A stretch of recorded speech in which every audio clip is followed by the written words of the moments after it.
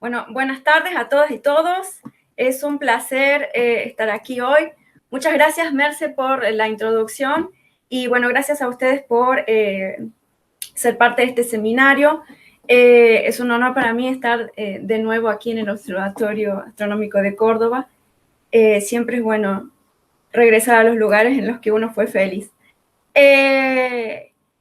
Bueno, el día de hoy les voy a presentar un poco el trabajo que he realizado a lo largo de mi doctorado en el Observatorio Nacional en Río de Janeiro, que tiene que ver con este gap o valle que surgió recientemente en la distribución de radios de los planetas menores a 4 radios terrestres.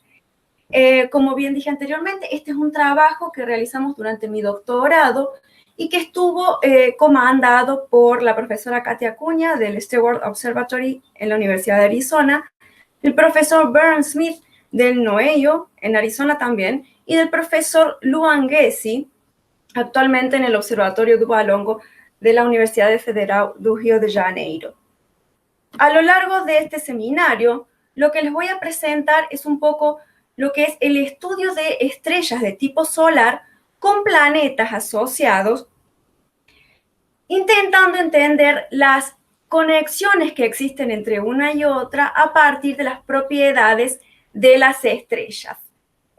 Además de eso, voy a mostrarles de qué forma este tópico de la conexión estrella-planeta nos sirvió a nosotros para encarar nuestro proyecto y les hablaré de la muestra que utilizamos basada en la misión Kepler y de la metodología aplicada a la misma.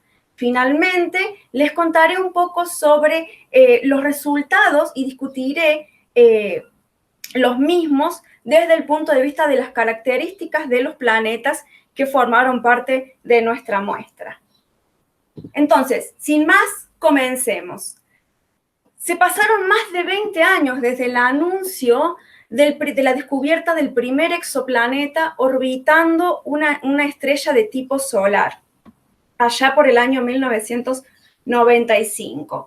Y desde ese primer anuncio, más de 4.000 planetas han sido confirmados y otros 3.000 han sido catalogados como posibles candidatos.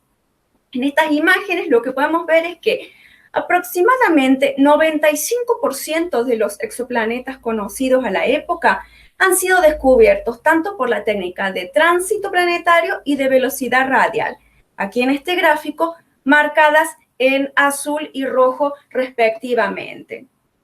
Lo que podemos ver es que dentro de este gran número de planetas descubiertos tenemos una gran diversidad de características para los mismos. Tenemos planetas que tienen masa del orden de Júpiter y que presentan distribuciones de periodos bien diferentes. Los hay tal que con periodos del orden de 10 días, conocidos como hot Júpiters, y también los hay con periodos superiores o en torno a 1.000 días.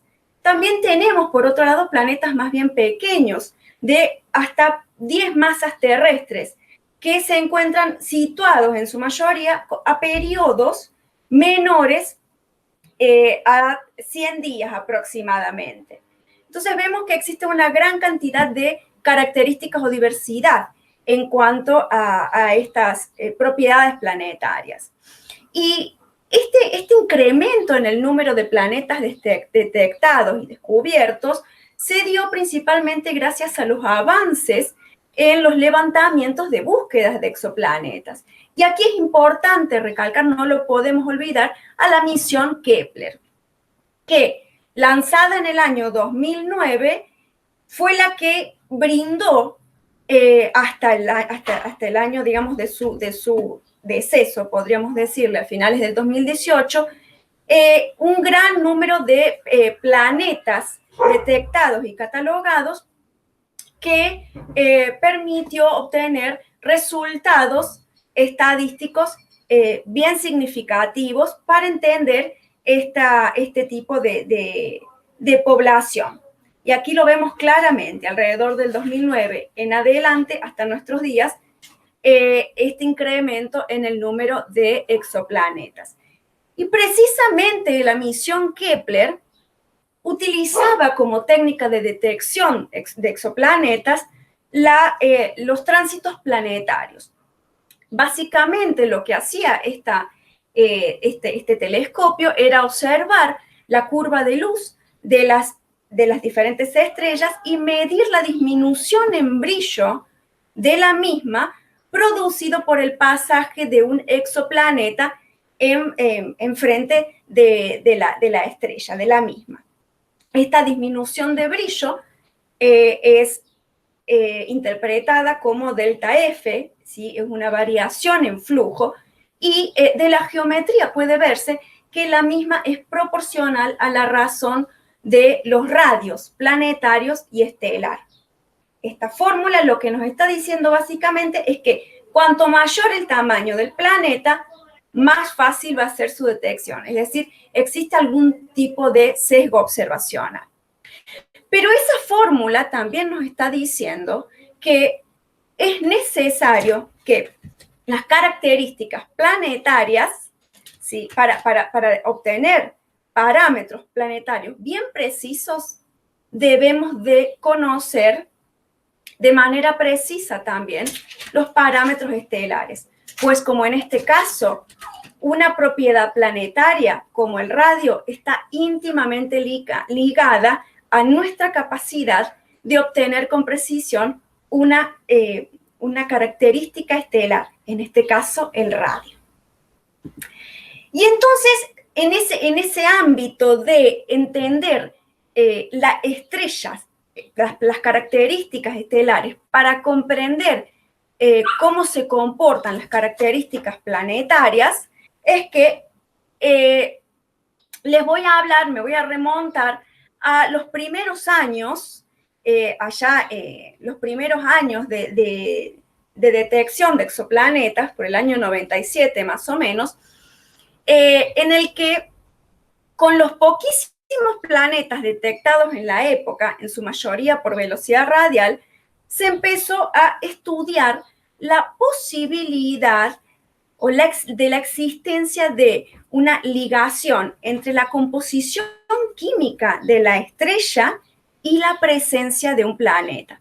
Y de hecho aquí les presento un gráfico muy conocido de Fisher y Valenti del año 2005, que establecía que básicamente, me está ladrando mi perrita porque no le llevo el apunte, establecía que la fracción de estrellas de tipo solar anfitrionas de planetas gigantes aumentaba conforme la metalicidad de la estrella lo hacía. Hoy en día, esta correlación de la presencia de planetas gigantes con la mayor metalicidad de la estrella anfitriona es totalmente entendida y bien conocida. Y de hecho se demostró después con trabajos previos que dicha correlación no solamente está presente en estrellas de tipo solar con planetas detectados vía velocidad radial, sino también detectados vía tránsito. Incluso está presente en estrellas evolucionadas y en estrellas M. ¿Sí? La presencia de planetas ligados a metalicidad estelar es un tema que queda en abierto aún. Y precisamente en ese afán de entender o estudiar características estelares de forma precisa para poder inmiscuirnos en las características planetarias, es que recientemente, en el año 2017, Fulton y colaboradores, analizando una muestra de estrellas de Kepler, analizando espectroscópicamente y en detalle una muestra de estrellas Kepler con planetas detectados, es que ellos pudieron detectar, conseguir resolver, mejor dicho, un gap o valle en la distribución de los radios planetarios para planetas menores a 4 radios terrestres. Lo maravilloso de esto es que este gap o valle podría definir la transición, se sugiere, define la transición entre dos tipos de planetas, de poblaciones planetarias. Por un lado, los subneptunos, ¿sí? Ubicados aquí dentro de este segundo pico, el pico marcado en azul, tal que serían planetas con masas lo suficientemente grandes como para retener un envolvente de gas de hidrógeno y helio. Y por otro lado, las supertierras, que no serían más que, aquí en rosa, planetas que perdieron sus atmósferas, sus envolventes de gas, quedando solamente sus núcleos rocosos como remanescentes. Y esto fue algo muy novedoso. Cabe recalcar que esta resolución de la bimodalidad en la distribución de radios solo fue posible de ser observada gracias a la alta resolución espectroscópica y precisión en la determinación de los parámetros estelares. ¿Por qué?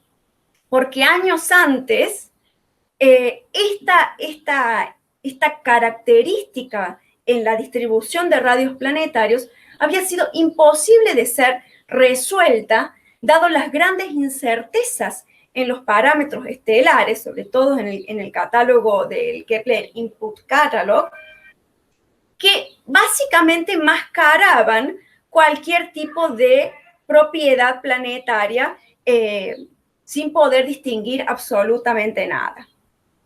Entonces, la presencia o la descubierta observacional del GAP llevó a generar modelos o a pensar modelos que dieran cuenta de cómo el proceso, digamos, ese GAP se formó.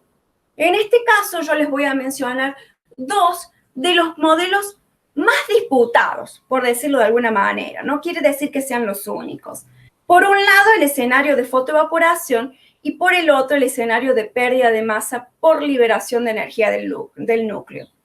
En el primer caso, lo que se plantea es que los rayos, o sea, la energía en rayos X y ultravioleta altamente energética procedente de la estrella joven en la época de su juventud, ¿sí? En los primeros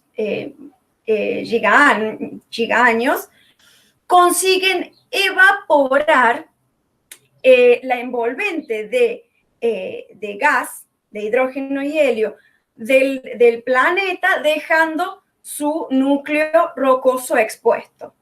En tanto que el segundo modelo, pérdida de masa por liberación de energía del núcleo, también conocido como Core Power Mass Loss, establece que no, esto ocurre ya cuando la estrella ya ha pasado la fase joven, ¿sí? Y el planeta adquirió una temperatura de equilibrio, pero lo que tenemos es que lo que establece es que a medida que el planeta comienza a enfriarse, la energía liberada por el propio núcleo del planeta va calentando las camadas más internas y haciendo que este envolvente de gas se evapore. Ambos escenarios, ambos mecanismos que aquí les muestro, tienen la particularidad de ser impulsados, ¿sí?, por efectos térmicos. Algo importante a notar es que en cuanto que el escenario de fotoevaporación era un escenario que surgió mucho antes, años antes de la descubierta observacional del GAP, ¿sí? Fue en el año específicamente 2013, el modelo de pérdida de masa por liberación de energía del núcleo surgió específicamente como respuesta a la presencia observacional del GAP. Es decir, que en cuanto prevía o infería la posibilidad de existencia de un valle, nunca lo había podido confirmar. En tanto que comenzó a ser abordado a partir de la descubierta observacional de dicho GAP. Entonces, Existen otros modelos de formación del gap que incluyen formación in situ. En este momento no me voy a meter con ellos porque son bastante discutidos en la actualidad y no hay un consenso claro. Estos modelos que son impulsados térmicamente, que aquí les presento, si bien en su momento produjeron mucha puja en los diferentes grupos, hoy en día se acepta que no son mutuamente excluyentes, ¿sí? Que pueden darse ambos dentro de un sistema para poder formarlo. Lo que más me llamó la atención de todo esto es que precisamente la descubierta observacional de este gap, de este valle en la distribución de radios planetarios, causó un ápice en el estudio de este tipo de fenomenología y de estrellas con planetas y demás. Basta solamente ver el número de publicaciones, cómo se incrementó el número de publicaciones desde esa descubierta hasta nuestros días, incluyendo los resultados del trabajo que les voy a presentar a continuación. Y entonces fue toda esta vorágine de la presencia del gap y de lo importante que es caracterizar de forma precisa las estrellas para entender las características o propiedades de sus planetas asociados, que nosotros propusimos para mi doctorado caracterizar estrellas de tipo solar, anfitrionas de planetas, de una forma precisa y homogénea, determinándoles sus parámetros atmosféricos, metalicidades y radios estelares. Y con ello, estudiar las ligaciones entre las propiedades de las estrellas y de los planetas asociados a las mismas. Fue así que tomamos 1.305 espectros observados con Keck y que hacen parte del Survey California-Kepler, que fue justamente el survey a partir del cual se derivó la presencia observacional del gap. Entonces, aquí les muestro algunos ejemplos, ¿sí?, de los espectros analizados para diferentes temperaturas alrededor de la línea de magnesio. El California Kepler Survey es una campaña observacional que sirvió para mapear estrellas identificadas como KOI o Kepler Object of Interest. Sus espectros son de altísima resolución y tienen una amplia cobertura espectral. Todos estos espectros que yo utilicé se encuentran disponibilizados en el archivo Keck y son de uso público. Una vez que seleccionamos nuestros espectros, le aplicamos a todos ellos el pipeline, el pipeline de Gessi, uno de mis colaboradores, que lo que hace es combinar dos códigos, el código ARES y el código MUG. Y entonces, para poder utilizar este pipeline, que va a permitirnos determinar los parámetros atmosféricos de este conjunto de estrellas, precisamos como dato de entradas una lista de líneas. Y la lista de líneas, para aquellos que somos espectroscopistas, lo sabemos, para los que no les comento, es un ítem crucial en lo que tiene que ver la determinación de parámetros estelares. Y la selección de la misma no es trivial. En este caso, nosotros adoptamos la lista de líneas de Gessi y colaboradores, formada de 158 líneas de hierro 1 y 18 de hierro 2, todas ellas aisladas y sin solapamientos. Para cada una de esas líneas, la lista brinda la longitud de onda, el potencial de excitación, la fuerza de oscilador y el ancho equivalente. Y aquí les muestro un ejemplo de algunas de las líneas que hemos observado y analizado en la región próxima a 5200 Armstrong. Este es uno de los objetos de nuestra muestra. Una vez que tenemos la lista de líneas para cada una de nuestras 1305 estrellas, combinamos ellos con los modelos de atmósfera estelar y los utilizamos para determinar los parámetros de dichas estrellas. En este caso, utilizamos el código Moog. Esto aquí que les muestro es una salida gráfica, la salida gráfica del código Moog, y que de repente les va a poder permitir entender qué es lo que este código brinda. Aquí tenemos en el eje vertical la abundancia de hierro en función del potencial de excitación arriba y del ancho equivalente reducido abajo, para cada una de las líneas que conforman nuestra lista. En verde, hierro 1 y en rosa, hierro 2. Basados en la hipótesis de equilibrio termodinámico local, el primer gráfico brinda información sobre la temperatura efectiva y el segundo sobre la velocidad de microturbulencia. Entonces, la derivación de esos parámetros va a ser certera cuando consigamos que la pendiente de ambos gráficos sea nula, es decir, no exista ningún tipo de correlación entre la abundancia de hierro y los parámetros asociados a las líneas. En tanto que la gravedad superficial, que es otro de los parámetros que nos interesa, es obtenida por medio del equilibrio de ionización, una vez que la abundancia de hierro 1 sea similar a la abundancia de hierro 2. Ahora bien, como estos parámetros están todos vinculados entre sí, siempre va a ser necesario cambiar el modelo, ¿sí?, de atmósfera estelar utilizado e iterar una y otra vez hasta converger a una solución.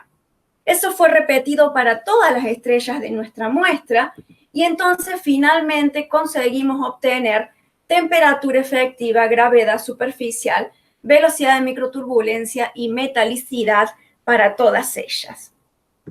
En este gráfico les presento un poco cómo es la distribución de los parámetros que más nos interesan dentro de este análisis. Por un lado, la temperatura en el panel A. Lo que vemos es que la distribución, digamos, las estrellas de nuestra muestra presentan una distribución entre 4.800 y 6.500 Kelvin, con un gran pico alrededor de la temperatura solar y otro pequeño, ¿sí?, correspondiente a estrellas más frías, alrededor de 5.000 Kelvin.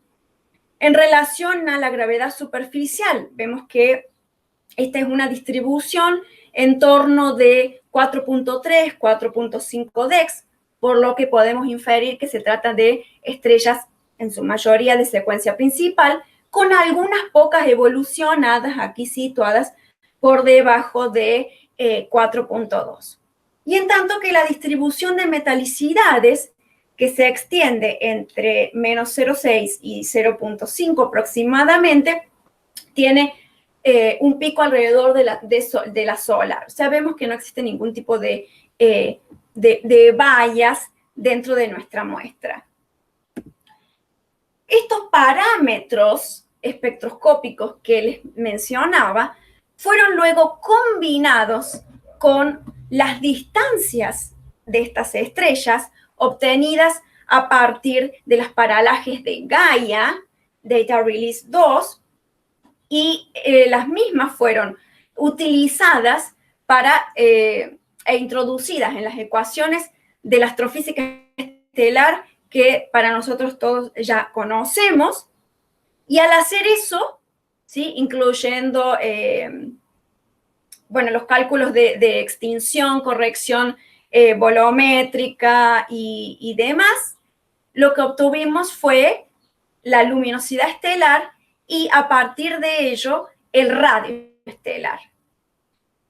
La determinación precisa de los parámetros espectroscópicos y las distancias Gaias en combinación nos permitió derivar radios estelares bien precisos. Y a su vez, utilizando aquella fórmula que presenté al comienzo, que nos brindaba la curva de luz, utilizando la disminución en brillo del Data Release 25 del Kepler, nos permitió obtener el radio planetario. Y de hecho fue tan preciso todo nuestro trabajo que estimamos errores de en torno del 3 y 4% para los radios estelares y planetarios respectivamente. Fíjense en este gráfico, solo a modo de ejemplo, es un gráfico tipo HR, solamente que lo que estoy mapeando aquí es el radio estelar en función de la temperatura efectiva, codificada en color por el error asociado a los radios estelares. Lo que vemos es que la mayoría de las estrellas de nuestra muestra tienen errores de en torno del 3%, y en el caso de aquellas estrellas que presentaban errores superiores a 10%, que podemos ver aquí en torno de algunas verdes y rojas, entonces decidimos removerlas simplemente para garantizar la precisión de nuestra muestra. Entonces, en nuestro posterior análisis, esas estrellas fueron removidas. De hecho, confiábamos tanto en nuestra derivación de radios estelares de forma precisa que decidimos compararlos con los radios derivados a través de la astrosismología.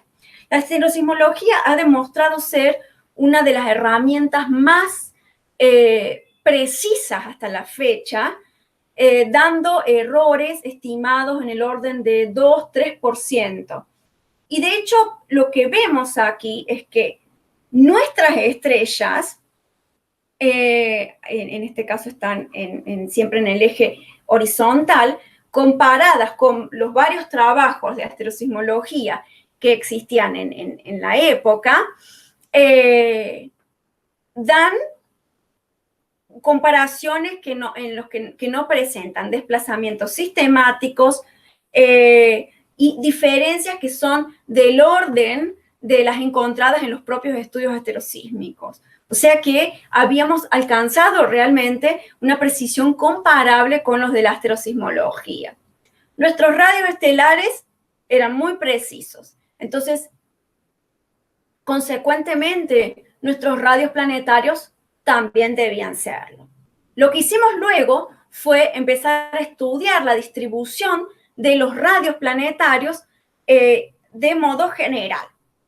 Lo que vemos aquí en estos paneles es la distribución de radio obtenida por nosotros, ¿sí?, en nuestro trabajo, para todos los planetas de nuestra muestra, en el caso del panel A. En el caso del panel B, ya consideramos apenas aquellos planetas cuyos errores en los radios planetarios no superaban el 8%. Y ya en el caso del panel C, tenemos también la condición de que obviamos los planetas con periodos superiores a 100 días y cuyo parámetro de impacto, es decir, la inclinación, tiene que ver con la medida desde el centro de la estrella al cual se produce el tránsito, mayores a 0.7, también fueron descartados. Lo más curioso aquí es que todas estas distribuciones, independientes del corte que nosotros realicemos, permiten evidenciar la bimodalidad, ¿sí?, la existencia de dos picos en cada una de las distribuciones. ¿Eso es suficiente para garantizar la existencia de nuestro gap? Y la respuesta es no. ¿Por qué? Porque cada técnica de detección y por tanto cada levantamiento tiene su propio bias observacional. Y Kepler no fue la excepción. Entonces, para poder mapear de forma fehaciente la distribución de radios planetarios, debimos de tener en cuenta las correcciones por completitud. Que estas correcciones lo que brindan es una probabilidad de compensación por la baja detección por parte del survey de los planetas pequeños y o localizados a larga, digamos, a una distancia grande de la estrella. Entonces, la eficiencia del survey. Entonces, para poder medir esto, debemos de realizar los experimentos de inyección, que consisten en inyectar tránsitos simulados en los datos crudos de Kepler y luego reprocesar estos datos, estas curvas de luz, a través del pipeline de Kepler. Realizar eso permite, por un lado, detectar la sensibilidad del levantamiento, es decir, determinar una probabilidad de que una señal con una cierta señal ruido sea o no detectada por el Kepler, por el pipeline del Kepler, y por otro lado, determinar la probabilidad de tránsito, es decir, a partir del análisis geométrico, digamos, de la configuración del sistema, qué tan fehaciente es que Kepler detecte ese tránsito o no. La ocurrencia de planetas, entonces la tasa de ocurrencia de planetas, va a estar dada por la inversa del producto de esas dos probabilidades que les mencioné anteriormente. Y justamente es la tasa de ocurrencia de planetas la que indica el número de planetas por estrella, ahora sí, considerando todos los posibles sesgos observacionales. Y eso fue lo que debimos de aplicar para nuestra muestra planetaria. Al hacer eso, lo que obtuvimos es lo que aparece aquí en el panel superior, donde en línea punteada podemos ver la distribución de radios planetarios que hemos obtenido, ahora sí, corregidas por completitud. Y lo que vemos es que la bimodalidad figura presente. ¿Sí?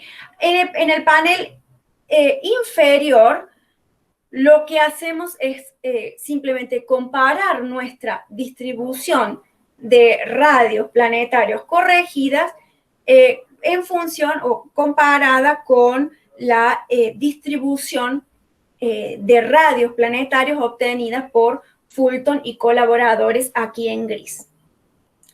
De nuestro gráfico, de nuestra distribución de radios, es clara la presencia de un valle o gap y la existencia de dos picos, uno correspondiente a supertierras y otro correspondiente a subneptunos. Y cuando comparamos o vemos la comparación entre nuestra distribución y la corregida de Fulton y colaboradores, lo que vemos es que la nuestra presenta un leve desplazamiento respecto de la de Fulton.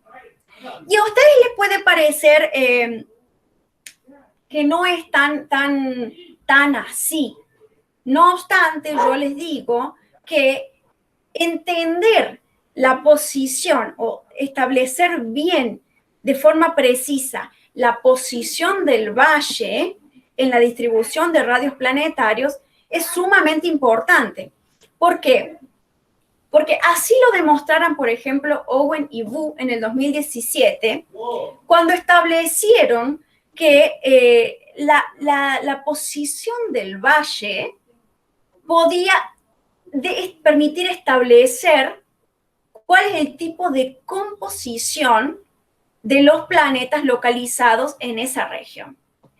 En el 2017, Owen y Wu simularan diferentes conjuntos de planetas, todos ellos de igual masa, pero con diferentes composiciones internas, ¿sí? Que están aquí mapeadas en las curvas de colores.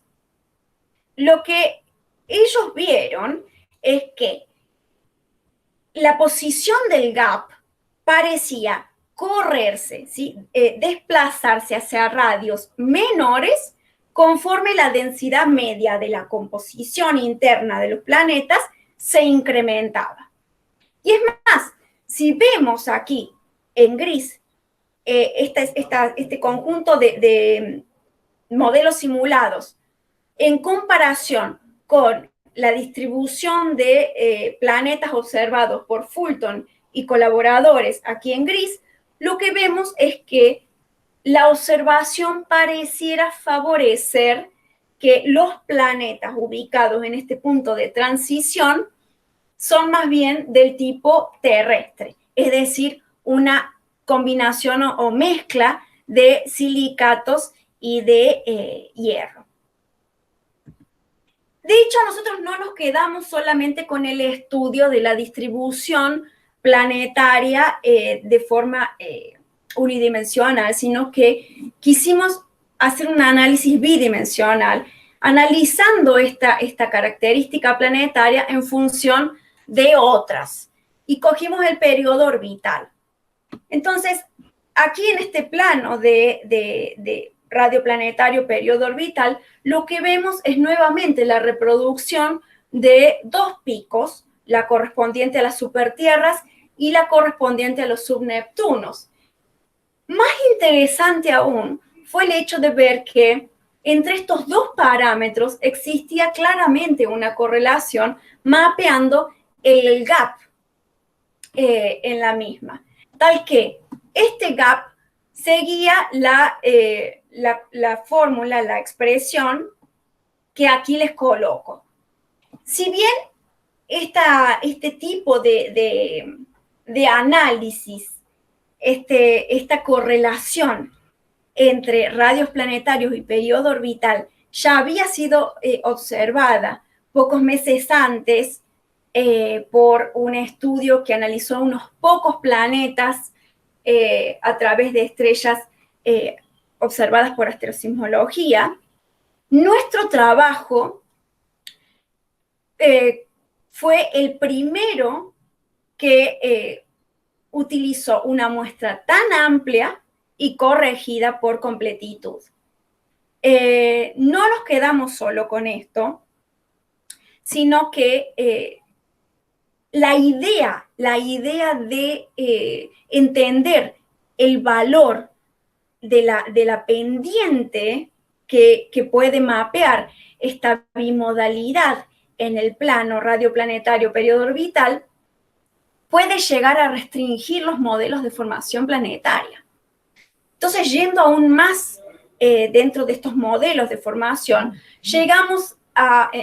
caímos en la cuenta de que pendientes negativas, como la que estábamos obteniendo, favorecen el escenario de formación como mecanismo de creación de este gap. Y de hecho, López y Rice, en 2016, hicieron un estudio en el que, analizando solamente o planteando solamente mecanismos de fotoevaporación y mudando o cambiando las composiciones de las internas de los planetas y dependiendo de la eficiencia de evaporación, conseguían obtener diversos valores para la pendiente que mapea el supuesto gap. Entonces, no solamente que la pendiente en sí puede restringir un modelo de formación, sino que también su valor puede dar cuenta de las diferentes composiciones de los núcleos que forman parte de este valle. Siguiendo enfrente con este análisis, decidimos estudiar el plano radioplanetario y flujo estelar incidente. Lo que obtenemos es básicamente una historia similar a la que presenté antes.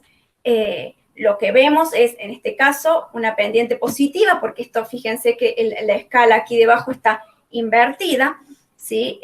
Lo que tenemos es que aquellos planetas que están más próximos a la estrella, tienen una mayor incidencia del flujo estelar y por tanto no poseen, o es esperado que no posean envolventes gaseosas. Esto no es nada más que un resultado de la exposición a los rayos X y ultravioletas de la estrella en su época de juventud. Pero recientemente hemos observado que lo que nosotros originalmente admitíamos o alegábamos como siendo la fotoevaporación,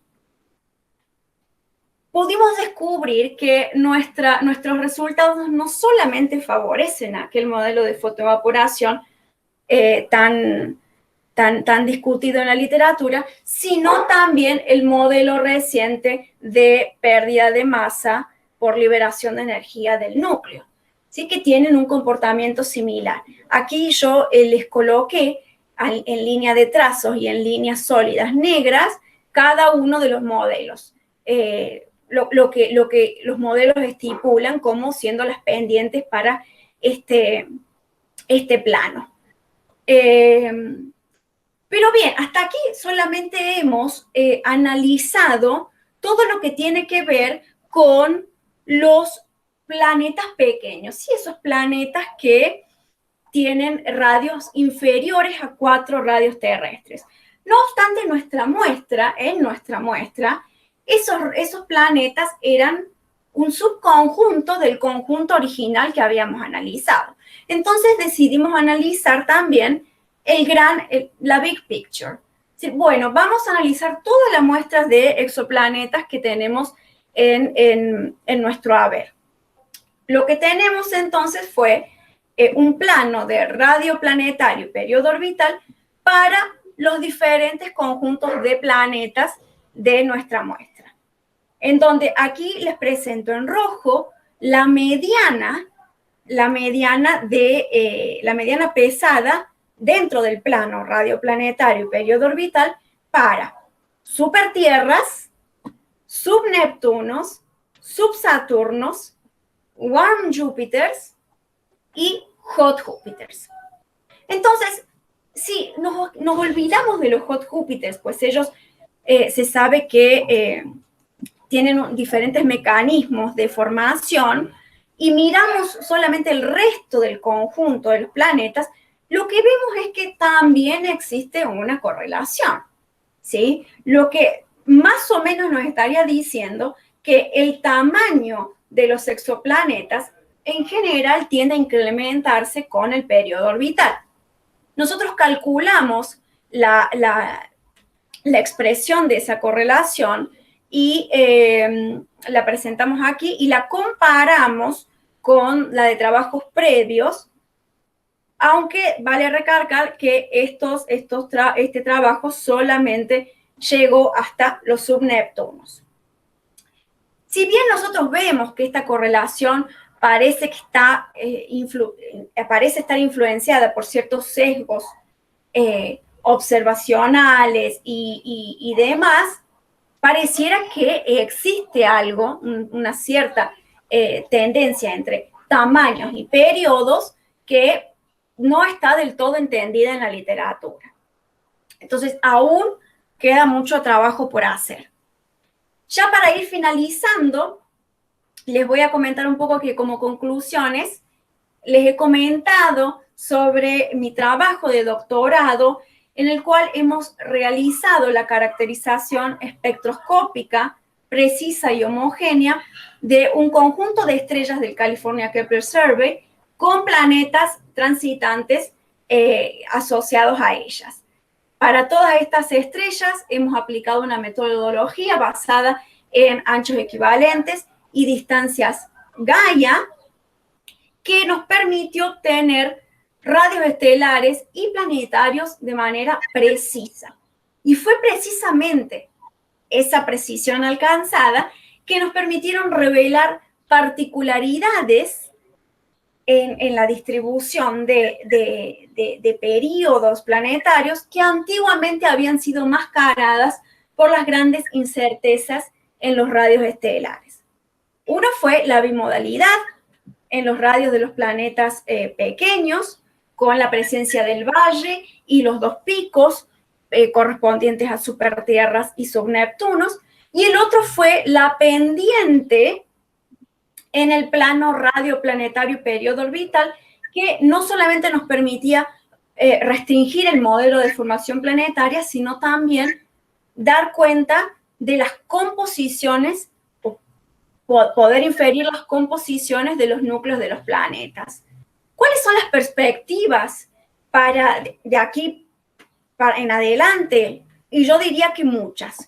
Muchas, porque la idea ahora es entender cuál es la dependencia de este gap con las diversas propiedades estelares, ya no solamente con las propiedades planetarias en sí. Entonces hay varios trabajos destinados al estudio del gap, o de la dependencia del gap con la masa estelar, y ver cómo este gap se comporta para los diferentes tipos espectrales de estrellas, con la metalicidad estelar y su vinculación también con la arquitectura, configuración planetaria. Y ahí les menciono el paper que recientemente hemos submitido de Gessi y colaboradores.